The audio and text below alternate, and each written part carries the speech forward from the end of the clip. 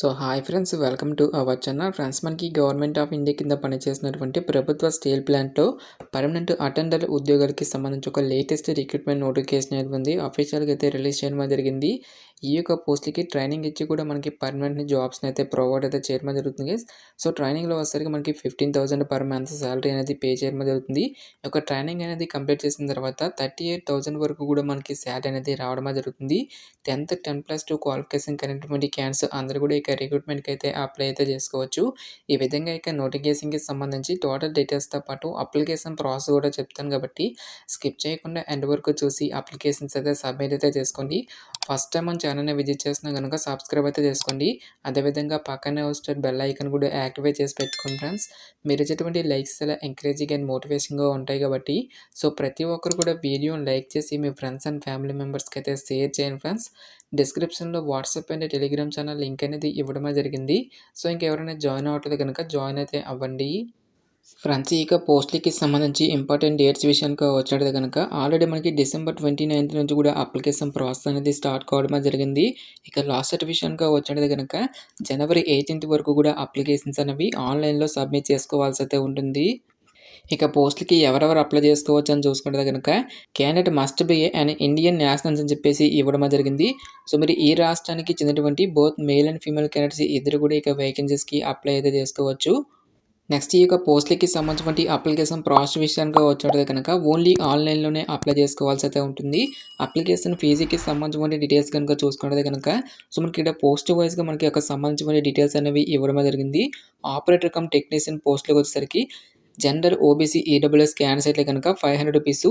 So remaining కేటగిరీకి చెందినటువంటి candidates అయితే కనుక ₹150 అప్లికేషన్ ఫీజు అనేటువంటి దాన్ని ఆన్లైన్‌లో పే చేయాల్సి అయితే ఉంటుంది. నెక్స్ట్ మనకి అటెండెంట్ కమ్ టెక్నీషియన్ ట్రైనీ విభాగంలో ఉన్నటువంటి పోస్టులకు వచ్చేసరికి జనరల్ ఓబీసీ ఈడబ్ల్యూఎస్ క్యాండిడేట్స్ అయితే కనుక ₹300.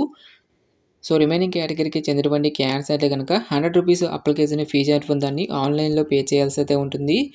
ఇక పోస్ట్‌లకి అప్లై చేస్తున్నటువంటి క్యాండిడేట్స్‌కి మనకి ఫిజికల్ స్టాండర్డ్స్ అనేవి కూడా ఉండాల్సి అయితే ఉంటుంది గైస్. సో మేల్ క్యాండిడేట్స్ అయితే కనుక 155 సెంటీమీటర్స్ అనేటువంటి హైట్ అయితే ఉండాల్సి అయితే ఉంటుంది. సో వెయిట్ విషయానికి వచ్చేటైతే కనుక మినిమం 45 కేజీస్ అనేవి ఉండాలని చెప్పేసి ఇవ్వడం జరిగింది.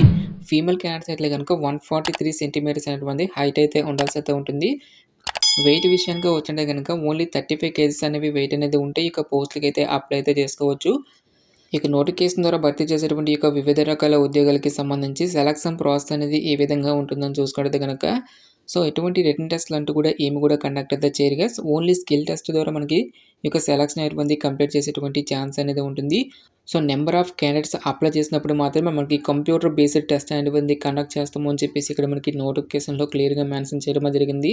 సో నెంబర్ ఆఫ్ క్యాండిడేట్స్ కనుక అప్లై చేయనట్లయితే కనుక ఓన్లీ స్కిల్ టెస్ట్ కానీ లేదంటే ట్రేడ్ టెస్ట్ అనేది కండక్ట్ చేసి ఇక పోస్ట్లకి సెలక్షన్ అనేది కంప్లీట్ అయితే చేయడం జరుగుతుంది. ఈ యొక్క స్కిల్ టెస్ట్ అనేది ఏదైతే ఉంటుందో ఈ యొక్క స్కిల్ టెస్ట్ వచ్చేసరికి జస్ట్ మనకి క్వాలిఫై నేచర్లో మాత్రమే ఉంటుంది అని చెప్పేసి ఇక్కడ మనకి డీటెయిల్గా అయితే ఇవ్వడం జరిగింది. సో మినిమం క్వాలిఫై మార్క్స్ కానీ కూడా మనకి ఇక్కడ ఇవ్వడం జరిగింది guys. General OBC EWS candidates అయితే కనుక 50% ఆఫ్ మార్క్స్ అనేవి తెచ్చుకోవాల్సి అయితే ఉంటుంది. ఎస్సీ ఎస్టీ పీడబ్ల్యూడీ క్యాండిడేట్స్ అయితే కనుక 40% ఆఫ్ మార్క్స్ అనేవి తెచ్చుకోవాల్సి అయితే ఉంటుంది. ఇక రిటన్ టెస్ట్తో పాటు స్కిల్ టెస్ట్కి సంబంధించిన డీటెయిల్స్ అన్నిటిని కూడా మేనేజ్మెంట్ యొక్క ఆఫీషియల్ వెబ్సైట్ యొక్క డీటెయిల్స్ అన్నిటిని కూడా అప్డేట్ అయితే చేస్తామని చెప్పేసి ఇక్కడ మనకి రిక్రూట్మెంట్ నోటిఫికేషన్లో క్లియర్గా మెన్షన్ చేయడం జరిగింది. ఇక నోటిఫికేషన్ ద్వారా భర్తీ చేసేటువంటి ఈ యొక్క అటెండర్ లెవెల్ ఉద్యోగాలకి సంబంధించి పే స్కేల్ అనేది ఏ విధంగా ఉంటుందని చూసుకుంటే కనుక సో అటెండెంట్ కమ్ టెక్నీషియన్ పోస్ట్లకి అయినట్లయితే కనుక మనకి ఇనీషియల్గా 2 years పాటు కూడా మనకి ఇక్కడ ట్రైనింగ్ పీరియడ్ అనేది ఉంటుంది. ఇక ట్రైనింగ్ పీరియడ్లో కూడా మనకి సమ్ అమౌంట్ అనేటువంటి కూడా మనకి పే చేయడం జరుగుతుంది. సో ఫస్ట్ ఇయర్లో వచ్చేసరికి ₹12,900 వరకు కూడా మనకి పే చేయడం జరుగుతుంది. సెకండ్ ఇయర్లో వచ్చేసరికి మనకి 50,000 పర్ మంత్ శాలరీ అనేది పే చేయడం జరుగుతుంది.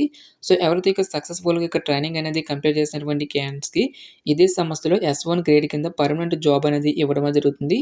ఈ యొక్క పోస్ట్లకి సెలెక్ట్ అయినటువంటి క్యాండిడేట్స్కి 25,000 నుంచి 35,000 వరకు కూడా మనకి మంత్లీ శాలరీ అనేది పే చేయడం జరుగుతుంది.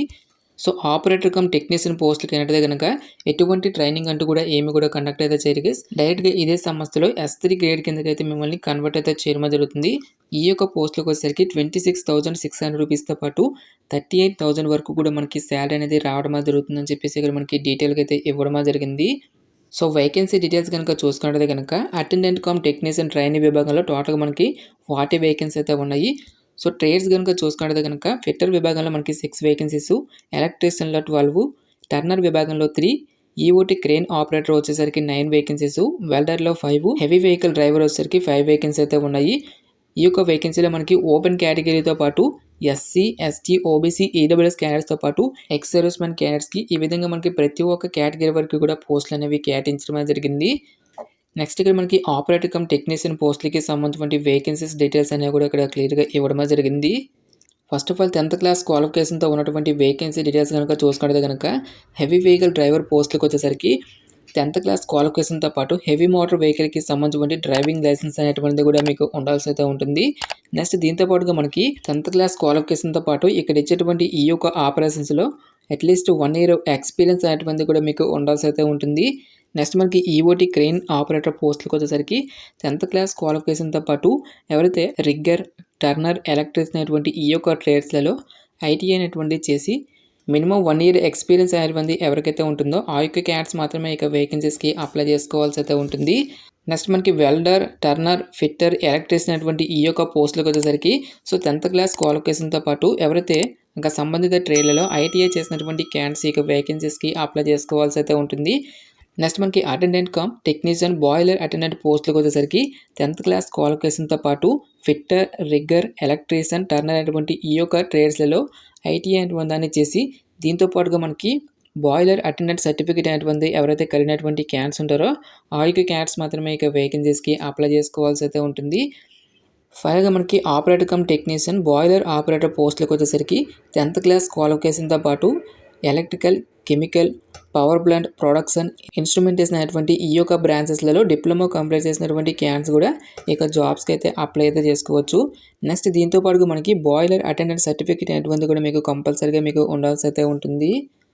ఈ యొక్క operator come technician boiler operator పోస్టులకి సంబంధించి ఏజ్ లిమిట్ విషయానికి వచ్చినట్టు కనుక January 18th, 2024 నాటికి మనకి మినిమం ఏజ్ వచ్చేసరికి 18 years అయితే కంప్లీట్ అయి ఉండాలి. జనరల్ అభ్యర్థులైతే కనుక 30 years వరకు కూడా అప్లై అయితే చేసుకోవచ్చు. ఓబీసీ క్యాండిడేట్స్ అయితే కనుక 33 years వరకు, ఎస్సీ, ఎస్టీ క్యాండిడేట్స్ అయితే కనుక 35 years వరకు కూడా అప్లై చేసుకోవడానికి ఛాన్స్ అనేది కల్పిస్తూ ఉన్నారు.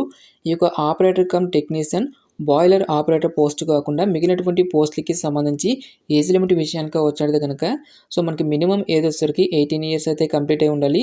జనరల్ అభ్యర్థులైతే కనుక 28 years వరకు కూడా అప్లై అయితే చేసుకోవచ్చు. ఓబీసీ క్యాండిడేట్స్ అయితే కనుక 31 years వరకు, ఎస్సీ, ఎస్టీ క్యాండిడేట్స్ అయితే కనుక 33 years వరకు కూడా అప్లై చేసుకోవడానికి ఛాన్స్ అనేది కల్పిస్తూ ఉన్నారు. గాయస్ మనకి ఇక నోటిఫికేషన్ సరికి steel authority of India limited నుంచి అఫీషియల్గా రిలీజ్ అయినటువంటి ఈ యొక్క అటెండర్ కమ్ టెక్నీషియన్ పోస్ట్లకి సంబంధించిన notification details. Interest eligible candidates డెఫినెట్గా ఈ రిక్రూట్మెంట్కి అయితే అప్లై అయితే చేసుకోండి. ఇక పోస్ట్కి సంబంధించిన లింక్స్ అన్నిటిని కూడా వీడియో డిస్క్రిప్షన్లోను కామెంట్ సెక్షన్లో అయితే మెన్షన్ అయితే చేస్తాను గైస్. ఇంకా నోటిఫికేషన్కి సంబంధించి మీకు ఎటువంటి డౌట్స్ వచ్చినా సరే నాకు కామెంట్ సెక్షన్లో కామెంట్ అయితే చేయండి. ఎటువంటి మరిన్ని జాబ్ అప్డేట్స్ కోసం మన ఛానల్ని సబ్స్క్రైబ్ చేసుకొని బెల్ ఐకాన్ కూడా యాక్టివేట్ చేసి పెట్టుకోండి. ఇది ఫ్రెండ్స్ ఇవాల్టి వీడియో. రేపు మరొక మంచి అప్డేట్తో మళ్ళీ మీ ముందుకు రావడమే జరుగుతుంది. Thanks for watching. Have a nice day.